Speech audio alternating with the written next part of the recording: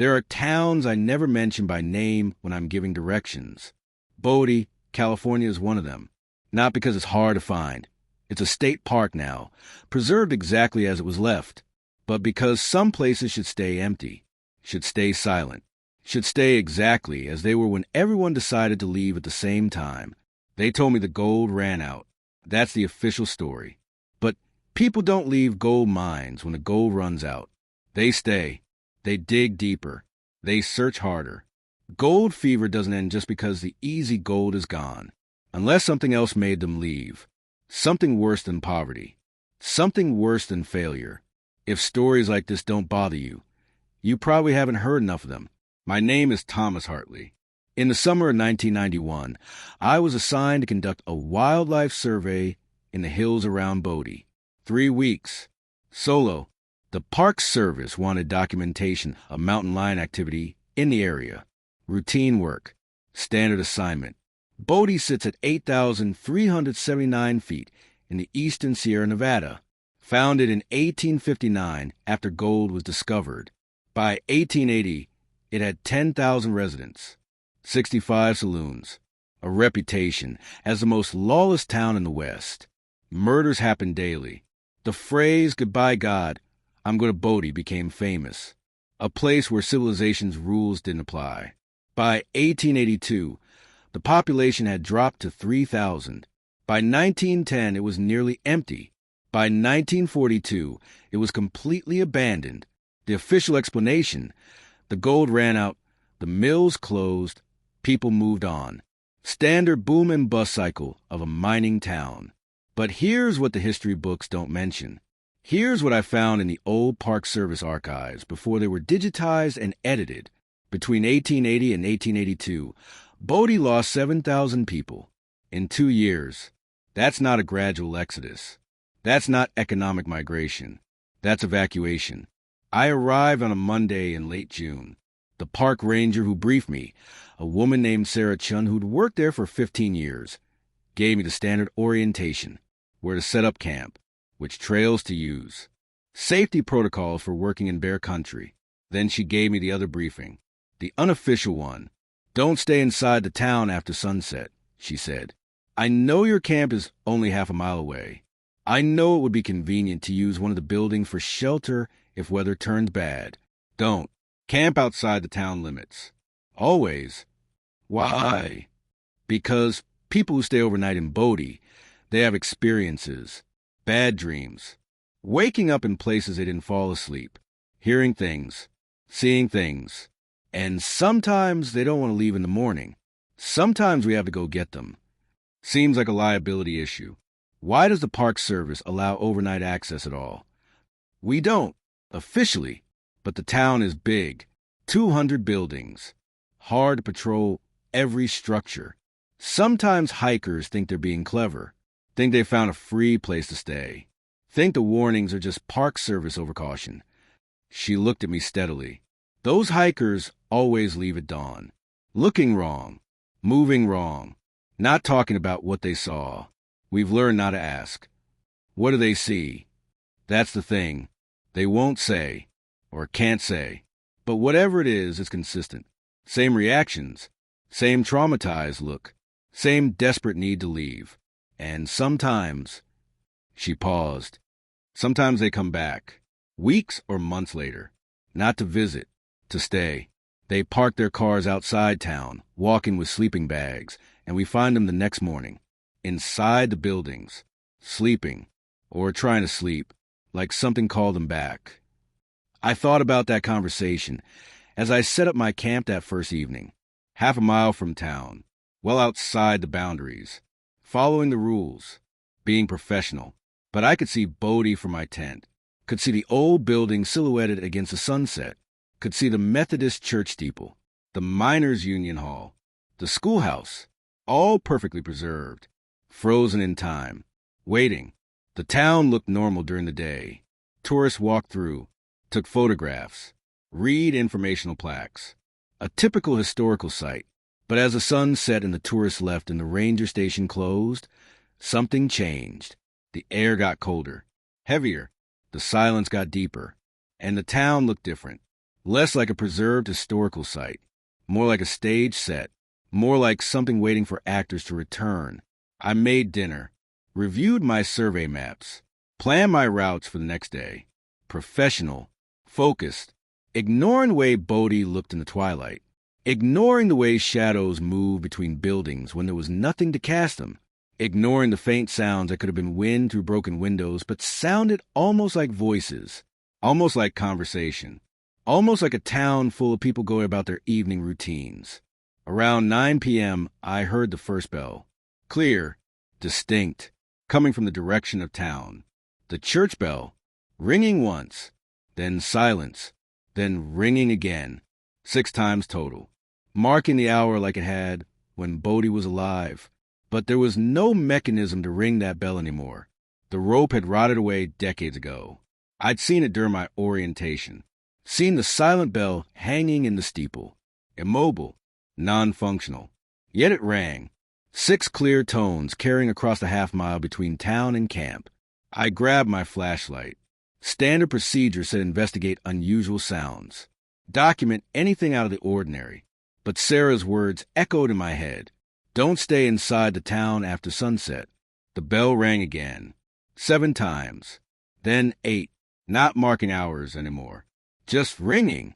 Continuous. Insistent. Like someone was pulling that rotted rope with steady, mechanical precision.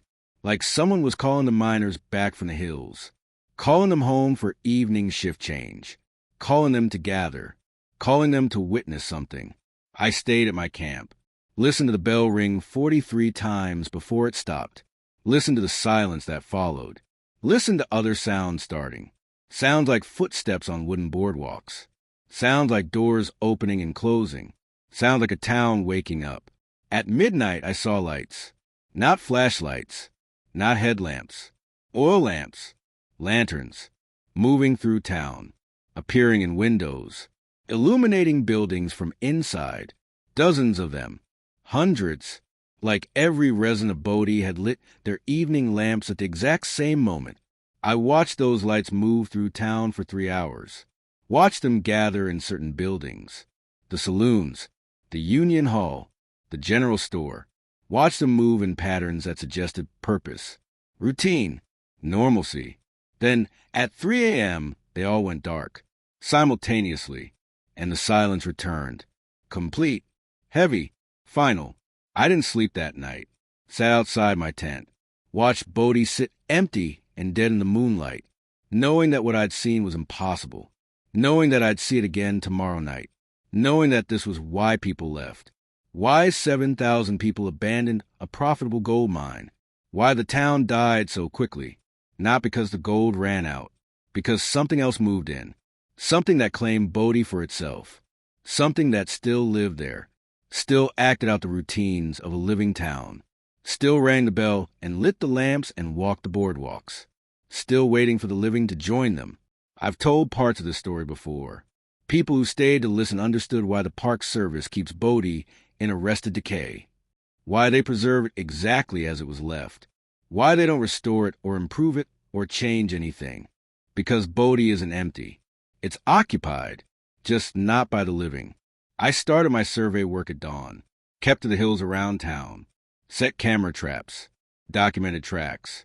Professional work, normal work, but I kept looking back at Bodie, kept watching the buildings, kept expecting to see movement in windows that should be empty.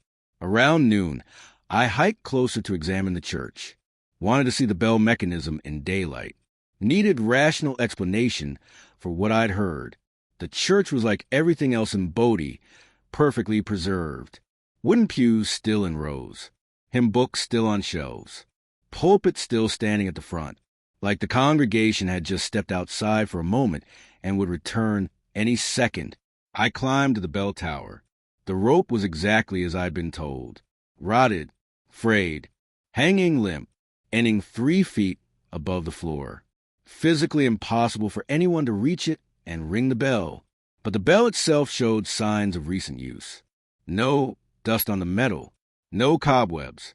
The clapper was worn smooth in one spot, like it had been ringing regularly, constantly, for years. I was examining the mechanism when I heard footsteps below. In the church. Slow, deliberate, wooden boot heels on wooden floor. I froze, listened. The footsteps walked up the center aisle, stopped at the front, paused there for a long moment, then walked back. The same deliberate pace, the same rhythm. I climbed down quietly, looked into the church. Empty. No one there. No footprints in the dust on the floor. No disturbance at all. But I could still hear the footsteps. Fainter now. Outside, walking down the boardwalk, heading toward the main street. I followed the sound. Kept distance. Watched for any sign of who was making it. Saw nothing. Just empty boardwalks and closed buildings and silence broken only by those impossible footsteps. They led me to the Miners' Union Hall, a large building at the center of town. The footsteps climbed the stairs, crossed the porch. The door creaked open. I watched it move, watched the handle turn, watched it swing inward. Then the footsteps entered, faded, gone. I stood outside for 10 minutes, listening. The building was silent. The door hung open, inviting. Don't stay inside the town after sunset. But it was barely past noon, full daylight. Tourists would be arriving within the hour. This was just a building, just wood and nails and history. I went inside. The Union Hall was large, open space for meetings. Stage at one end, bar along the side. Tables and chairs arranged like they were waiting for the next gathering. Everything covered in dust except one table. Near the back, the dust had been disturbed recently. Something had been placed there. Multiple things, arranged in a pattern. I walked closer. On the table were photographs. Old photographs. Tintypes and daguerreotypes from the 1880s. Dozens of them. All showing the same scene. Groups of miners. Standing outside mine entrances. Posing with equipment. Formal portraits. The kind of photographs miners would have taken to send back to families. But someone had arranged them, recently, into a specific pattern. A timeline. The photographs progressed from left to right. Same miners appearing in each photograph, but changing, getting thinner, getting darker, getting wrong. In the first photograph, the miners looked normal, healthy, strong. By the middle photographs, they looked tired, gaunt, hollow-eyed. In the final photographs, they barely look human anymore, skeletal, staring, wrong. And in every photograph, in the background, there was a shadow, same position, standing behind the miners, never quite in focus, never quite visible, but there, present, growing darker and more distinct with each progressive photograph, until the final photograph, where the shadow was fully formed, fully visible, standing among the miners, not behind them anymore, with them, part of them. And the miners were all looking at the camera with the same expression, the same empty stare, the same complete absence of anything human behind their eyes. Some people tell me they've heard stories like this near where they live. If something about this feels familiar, you're not alone. I was still staring at the photograph when I heard it. From below, underneath the floor, the same sound from the church. Footsteps, but many of them now, dozens, hundreds, all walking in rhythm, all moving together, like a crowd gathering underground, like a shift change in the mines, like miners coming up from the depths. The sound grew louder, closer. The floorboards vibrated. Dust fell from the ceiling. The whole building shook with the sound of hundreds of footsteps approaching from below. I ran, out the door, down the steps, into the street. Behind me, the sound continued, grew louder. The entire town vibrated with it, like something was emerging, like the earth itself was releasing something it had swallowed long ago. Then it stopped. Instant silence. The vibrations ceased. The town settled. Empty again. Normal again. Except now I could see them. Faint. Translucent. But visible in the bright afternoon sunlight. Figures standing in doorways. Sitting on porches. Walking the boardwalks. Dozens of them. Hundreds. All wearing clothes from the 1880s. all moving through their routines, all ignoring me completely. A town going about its business, a town full of residents, a town that should have been empty but wasn't, had never been empty, would never be empty, because whatever happened in Bodie in 1882, whatever made 7,000 people leave so quickly, hadn't killed anyone, hadn't destroyed anything, had done something worse. It had claimed them, made them part of the town itself, made them permanent residents who couldn't leave, who would walk these streets forever, who would ring the bells and light the lamps and live out their routines for eternity. And the living who stayed too long, who spent nights in these buildings, who heard the bells and saw the lights and felt the vibrations. They were being invited, being called, being shown what it was like, being offered membership in a town that never closed, never ended, never stopped being Bodie. I watched those translucent figures for an hour, watched them fade as the sun got higher, watched them disappear like fog burning off, watched Bodie become an empty historical site again. But I knew they weren't gone. They were just waiting, waiting for darkness, waiting for the bells to ring, waiting for the next shift, waiting for someone to stay. I moved my camp that evening, moved it 3 miles from town, far enough that I couldn't see the buildings, couldn't hear the bells, couldn't watch the lights, but I could still feel it, could feel Bodie pulling, could feel something calling, could feel the weight of hundreds of residents who weren't quite dead, who wanted company, who wanted the town to grow again, who needed new members.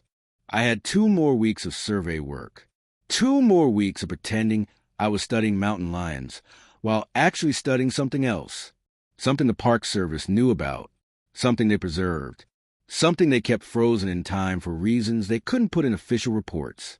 I didn't go back into town after that day. Finished my survey work in the hills, documented wildlife from a distance, did my job, followed protocols. But I watched Bodie every evening, watched the lights come on, watched the town come alive, watched it die again at 3 a.m. On my last night, Sarachin drove up to my camp, brought coffee, sat by my fire. "You saw them," she said. Not a question. "Yes." "Daytime or nighttime?" "Both." She nodded slowly. "Not everyone sees them during the day. That's significant. Means they wanted you to see. Means you were being considered." "Considered for what?" "Residency." She stared at the fire. "Bodie needs people. Has always needed people. That's what mining towns do. They draw people in. Promise wealth. Promise opportunity. Promise a new life. Bodie still makes those promises. Still draws people. Just differently now."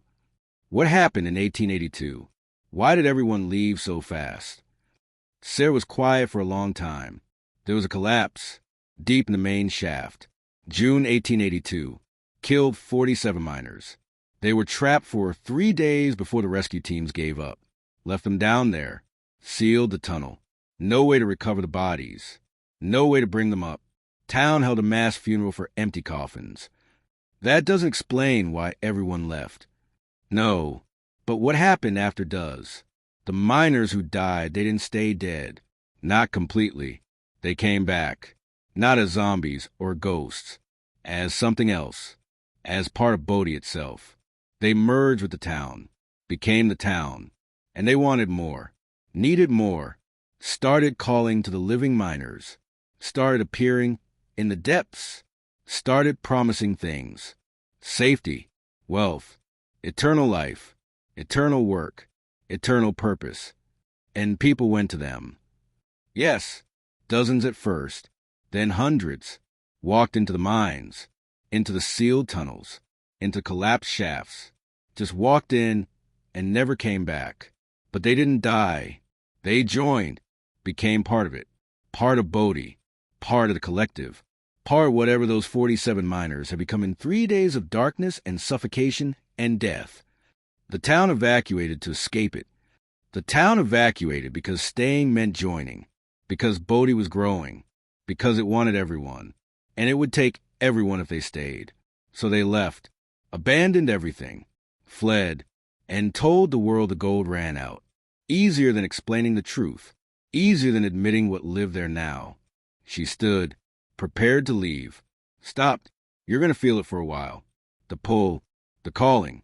You spent 3 weeks close to Bodie. You saw them. They saw you. You're marked now. Not permanently. Not yet, but you'll feel it. When you're tired, when you're lonely, when you're doubting your choices, you'll think about Bodie.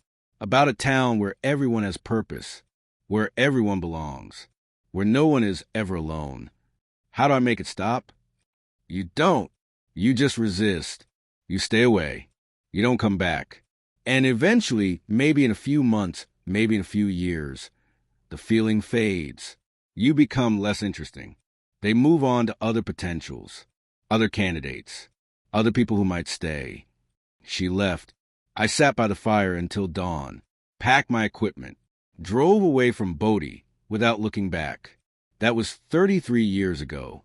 I never returned, never filed a complete report, never told the Park Service what I'd really seen. They knew anyway, had always known. That's why they preserve Bodie so carefully, why they maintain it in arrested decay, why they never try to restore it or improve it, because Bodie doesn't want to change. Doesn't need to change. It's perfect exactly as it is. Frozen in June 1882. Forever. But Sarah was right about the pull. I felt it for years.